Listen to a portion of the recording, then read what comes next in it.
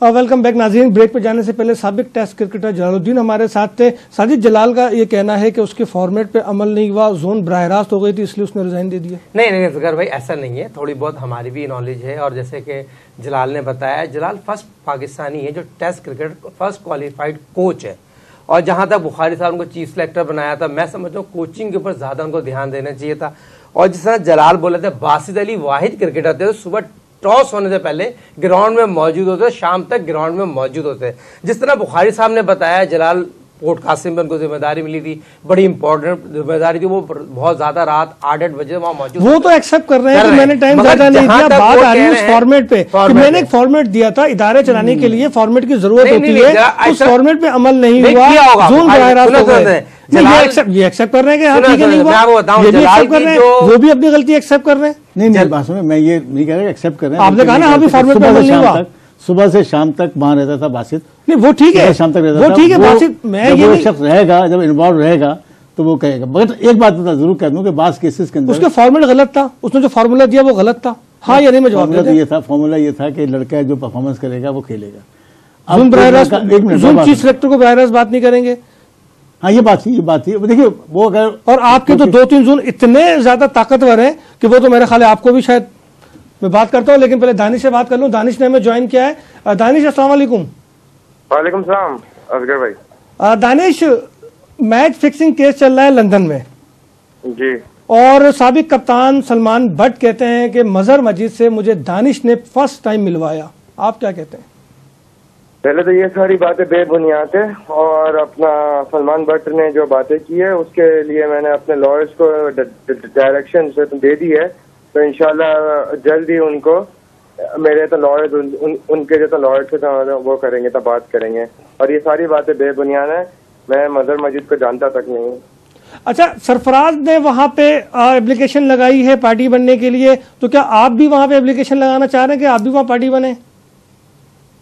Sorry, मेरे को आपकी आवाज नहीं आ रही है। देखिए, सरफराज अहमद ने लंदन, सरफराज नवाज ने एक एप्लीकेशन लगाई है कि वो इस केस में मैच फिक्सिंग में पार्टी बनना चाहते हैं, क्योंकि कुछ पुराने जो सबूत और शवाहिद वो सरफराज के पास हैं। लेकिन आप सलमान भट्ट जब आपका नाम ले रहा है तो क्यों ना आप भी वहाँ पार्टी बन जाएं?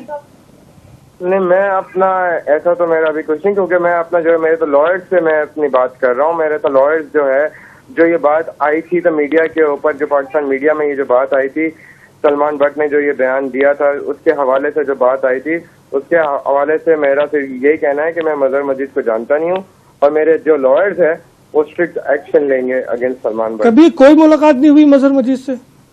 सॉरी, आवाज मजहर मजीद से कम आ रही है। मजहर मजीद से आपकी कभी कोई मुलाकात नहीं हुई, बिलवास्ता या बिला वास्ता? नहीं, मेरी कोई मुलाकात नहीं हुई है उनसे, ना मैं जानता ही नहीं हूँ उनको। तो साजिद। दानिश, सलाम वालेकुम।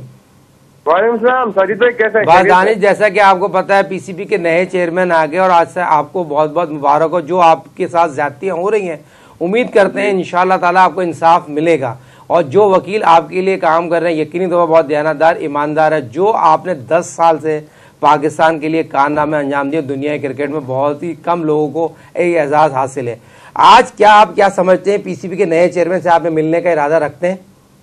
जी इंशाल्लाह, मुझे पूरी उम्मीद है कि इंशाल्लाह जो नए चेयरमैन साहब आए हैं वो जरूर मेरे तो मैटर को देखेंगे, और इंशाल्लाह मेरा जरूर कमबैक होगा पाकिस्तान टीम में, क्योंकि मैंने हमेशा से शुरू से लेके और अब तक, और इंशाल्लाह आगे भी मैंने साफ और शफाक अंदाज से अपनी तो क्रिकेट खेली है, और अपनी पूरी तो मेहनत के साथ क्रिकेट खेली है, और हमेशा ऐसे तो ये सोच के तो क्रिकेट खेली कि पाकिस्तान के परचम को हमेशा तो सैर फहरिस्त रखना है।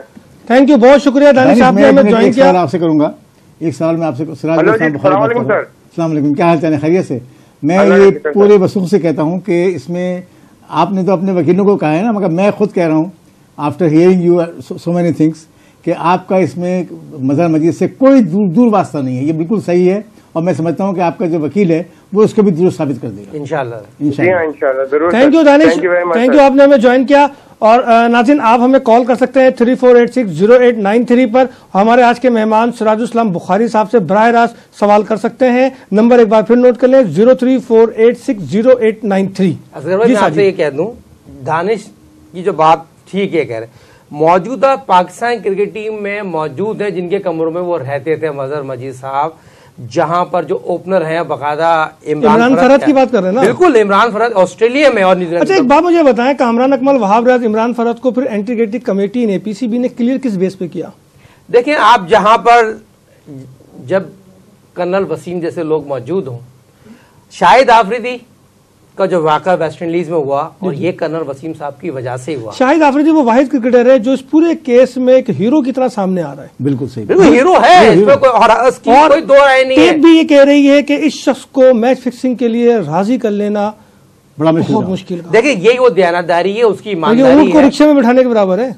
देखिए, मैं यही तो असगर भाई आपसे कहना चाह रहा हूँ, शाहिद आफरीदी की दयानतदारी, ईमानदारी, जो पब्लिक फेम है, जो 15-16 साल जो उन्होंने क्रिकेट खेली है, तन तना अपनी जो जिस तरह इस टीम को लेके चले 2011 के वर्ल्ड कप के सेमीफाइनल में। ये मैटर1 टीवी ने सेमीफाइनल के बाद ऑन रिकॉर्ड ये प्रोग्राम में मौजूद है। सेमीफाइनल के बाद हमने और आपने बात की थी, कामरान अकमल दोबारा एक्शन में नजर नहीं आएंगे। जो पाकिस्तान के जो असल मैच होता है न्यूजीलैंड में, जो शोएब अख्तर और कामरान अकमल की लड़ाई हुई थी, और हमने आपने कहा था पाकिस्तान के मौजूदा वजीर आजम ने एक बंदे को कप्तान बनाया, ग्लव्स गए, क्या हुआ, वो चीजें नजर नहीं आ रही लोगों को। तमाम वो चीजें मौजूद है। ठीक है, वो बात तो सही है साजिद, लेकिन मसला ये है कि अब पाकिस्तान टीम के नए चेयरमैन है, इनकी क्या तरजीहात होनी चाहिए? क्योंकि अब पाकिस्तान जिस भंवर में निकला हुआ है उसको निकालना है, कैसे निकालना? देखिए असगर, ये बड़े ब्लेंड इंसान है, बोल्ड इंसान है, और मैं समझता हूं कि क्रिकेट बहुत ज्यादा विजन से काम करेंगे, शौक से काम करेंगे। जहां पास में जो हो चुका है उसको भूलने के बाद जो आने वाले वक्तों में बहुत सी पाकिस्तान क्रिकेट टीम बेहतरी में जाएगी। जो इनके आसिफ अली जरदारी साहब ने इनको बोला हुआ है, और ये बहुत करीबी दोस्त हैं, और करीबी दोस्त हैं। Peoples Party central executive committee के रुकन है। जुल्फकार अली भुट्टो को जब फांसी हुई तो सब करीब तरीन साथियों में से थे, और फिर इनके वालिद साहब सेनेटर भी रहे। एक इनकी लंबी वाबस्तगी है पाकिस्तान पीपल्स पार्टी से, नो डाउट, लेकिन एक केस भी तो इनके अटका हुआ है। देखिए, इस पाकिस्तान की 60 साल तारीख में कोई ऐसी चीज नहीं है जो किसी के पीछे ना हो, मगर जो विजन ये लेके आए हैं, जो इनका प्लान है, जो इनका शौक है, असगर हमें उम्मीद रखनी चाहिए, इनको मौका मिलना चाहिए। जो नई टीम लेके आएंगे हम, वो बहुत ज्यादा उम्मीद है पाकिस्तान क्रिकेट टीम बेहतरी की तरफ जाएगी। जो पाकिस्तान क्रिकेट बोर्ड में मौजूद है, इंतखाब आलम जैसे, शफीक पापा जैसे, अजहर खान जैसे, इनसे जान छूटना चाहिए, जिन्होंने पाकिस्तान क्रिकेट टीम को तबाह किया, चेंज करना चाहिए, सिस्टम के साथ आए, लोगों के साथ आए। चेयरमैन नया, चैलेंजेस पुराने, हल कैसे होंगे? देखिए साहब, मैं इतना बता दूं कि दो चीजें जो मैं समझता हूं एज एन एडमिनिस्ट्रेटर बात कर रहा हूं मैं, एक तो कॉन्स्टिट्यूशन की बात की थी, दूसरी मैंने बात की थी डोमेस्टिक क्रिकेट स्ट्रक्चर की। ठीक है। जब तक मैं रहा वहां पर बोर्ड के अंदर, बहसिया चेयरमैन भी रहा डोमेस्टिक क्रिकेट का, और बहसिया सेक्रेटरी भी रहा, और दोनों तौर पर हमने ये किया था। और जो मैं समझता हूं कि बेहतर तरीका ये होगा हमारे नए चेयरमैन साहब के लिए कि वही को अडॉप्ट करें।